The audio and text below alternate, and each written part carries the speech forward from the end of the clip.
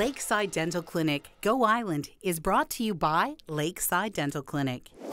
We're at the Vancouver Island Conference Centre in downtown Nanaimo today. Regional LNG Energy Seminars are taking place, and it's a two-day event that includes Science World. It's hosted by the Greater Nanaimo Chamber of Commerce, the Vancouver Island Economic Alliance. We have Northern Development Initiative hosting the event as well, BC Jobs Plan, and the British Columbia government. It's not one-sided. We also have protesters on the street today, general citizens representing themselves, as well as members of the Council of Canadians and some representatives from the Green Party as well. We're going to talk to both sides today on Go. Is your home heating damaging the atmosphere? Moose Meat and Marmalade, a new style of cooking show, launches in Victoria, and teachers going above and beyond.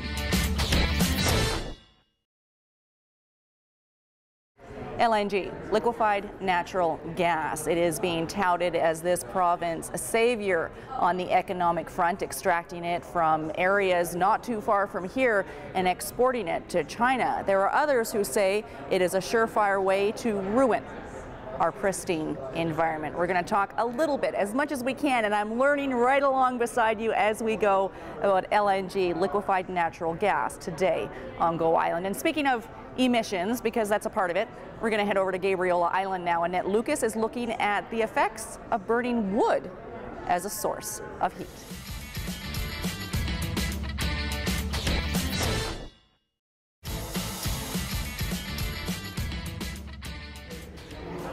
Gordon Wilson is with VICC here at the LNG Energy Seminars at the Vancouver Island Conference Centre. He was also a leader of the Liberal Party from 1986 to 1991. First question, what is your job and how is it connected to LNG?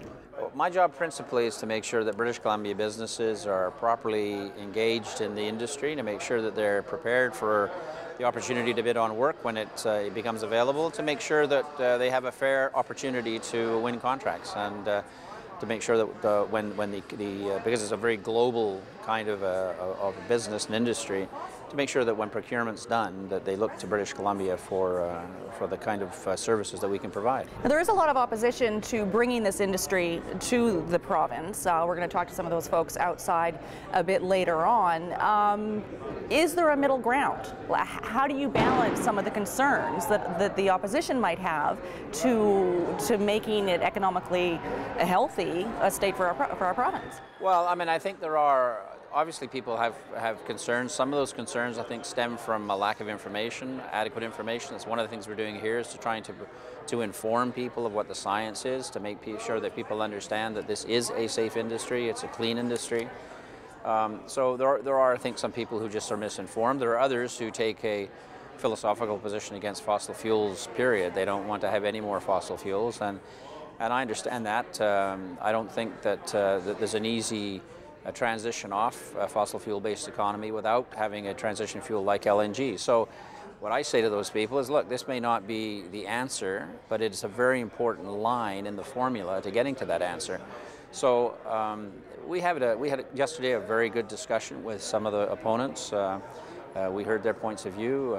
Where possible, we answered their questions and answered them truthfully, so that they could understand that we wouldn't be pursuing this industry in British Columbia if it had a net negative impact on our environment, or on the economy, or on the people generally. And how significant of an impact will it have in the area of jobs and the economy? Oh, I think it's huge. I mean, it's huge. You're talking in one proponent group alone is looking at somewhere in the neighborhood of a $30 billion investment into British Columbia, the single largest investment in the history of this province, if not the country. So these are huge, huge investment opportunities, and as Canadians, I think we're well positioned, well suited to be able to bring in our skill set, to be able to make sure that it's done in a Canada-wide format, make sure that British Columbia businesses get the opportunities. And I would say too that the reason it's taking so long for us to get there, and I hear a lot of people say, well, we haven't signed any deals yet, what's going on? The reason is because British Columbia has set extremely stringent standards before these plants can go ahead, and people are doing it properly, and we're making sure it's done properly, making sure it is the cleanest development of LNG anywhere in the world, and making sure that British Columbians benefit at all levels. Now, it will benefit the province in the areas that you just touched on. Is there a Pacific benefit that will come down to Nanaimo, bringing it really close to home? Well, there may be. The work that's doing now in your Nanaimo port development, I think, is really exciting. Your port authority is starting now to look at ways that they might be able to accommodate the industry in terms of as a transitional area for facilities that are coming in, brought here, unloaded here, and then transported to the northern communities of Kitimat and Prince Rupert and Port Edward. So I think the work that the Nanaimo Port Authority is doing is extremely important work. In addition to that, they are doing a marine safety program. They're essentially doing a proof of concept project that will make the marine corridors for British Columbia among the safest of any of the marine shipment areas in the world. This is all BC technology. The companies that are engaged in it stem from Castlegar to Sydney and North Vancouver in particular. And I think that the work that the authority is doing on that marine safety side is going to be extremely critical to making sure that British Columbians feel safe and comfortable about the shipment of this commodity. Thank you. Okay. Encouraging you to go online, research some of the information yourself, form your own opinion, and seek out information so that you can have an informed and knowledgeable opinion. And we'll be back with more after a short break. Still to come today, a new approach to cooking with moose meat and marmalade. Karen attends their premiere in Victoria, and teachers acknowledged for going above and beyond.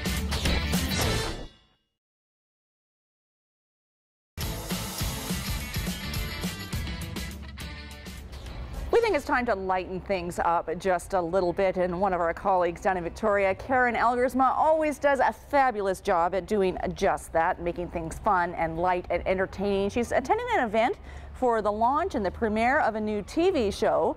It's called Moose Meat and Marmalade. Here's Karen.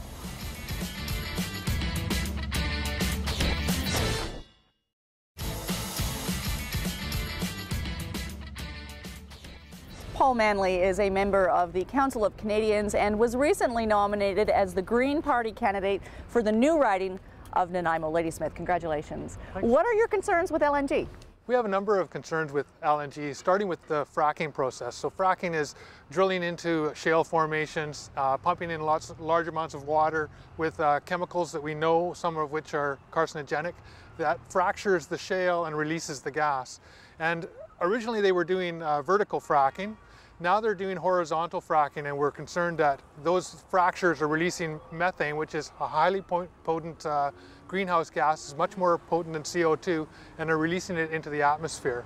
We've seen this leakage from fracking all over North America and around the world. We've seen the concerns of the Quebec government. They have a moratorium on fracking in Quebec. There's a moratorium on fracking in New Brunswick. There's a temporary moratorium in Nova Scotia. There's a moratorium in New York State, because these jurisdictions are concerned not just about climate change, but about the use of the water, about contaminating aquifers, and we would like to see fracking stopped in British Columbia as well. Okay, now the industry of extracting liquefied natural gas in British Columbia is fairly new. So what do you say when concerns are answered that the practices and the standards will be higher than in any of those other areas? Does that ease your mind? Not totally. I mean, the other issue is that we need to be moving away from fossil fuels and getting into clean energy technology. And so we've seen a boom in clean energy jobs in Canada. There's now more people employed in clean energy technology field than there is in tar sands and the spin-offs from tar sands, but also it's not economically viable. So, you know, if we build this... Because they're saying it's the economic driver that's going to save our province, right? Yeah, they're going to put billions of dollars worth of infrastructure in, and we only get 1.5% royalty rate until all that infrastructure is paid off. And then we're only getting half of the royalty rate that was promised. We were promised 7% on LNG, and we're only going to get 3.5%. The world price is coming down, but BC prices are going to go up to meet world prices, and we're going to see consumers pay more for natural gas. Industry is going to pay more for natural gas, and that's going to be bad for industry in British Columbia. Is there a middle ground? Can this discussion happen and things move forward, keeping everybody, the environment, the economy happy? It's not one or the other, is it? Well, I think you can have an economy based on cleaner, greener technology that is stable, steady state, rather than a boom and bust economy that's based on raw export extraction industries. And so we've seen the price of oil plummet, and now we're hearing about all kinds of job layoffs in Alberta and industries cutting back. We're going to see the same thing happen here. We're late in the game on the LNG thing. Countries are way ahead of us on selling into the Asian market, and by the time this industry is set up and the infrastructure is in place, we're going to see world prices for LNG come down. We're seeing green technology taking over in places like Germany and China and elsewhere, where they're, investing in innovation and technology, and that's what the BC government and the Canadian government should be doing. Instead of investing in LNG, they should be doing a clean energy show here. Okay, thank you. Just touching the surface of a very in-depth topic. We're going to change gears entirely and throw things over to above and beyond. We're going to recognize some pretty outstanding teachers.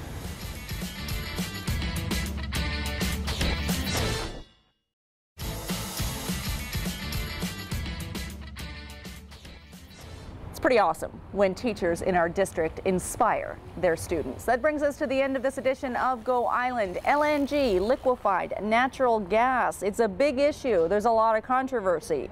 There is no right, there is no wrong, or is there? That is an opinion that you need to form for yourself, and the best way to do that is go to the resources. All you need to do is Google LNG and you'd be overwhelmed by the amount of information that you can find there. Thanks for watching this edition of Go Island. We'll see you next time.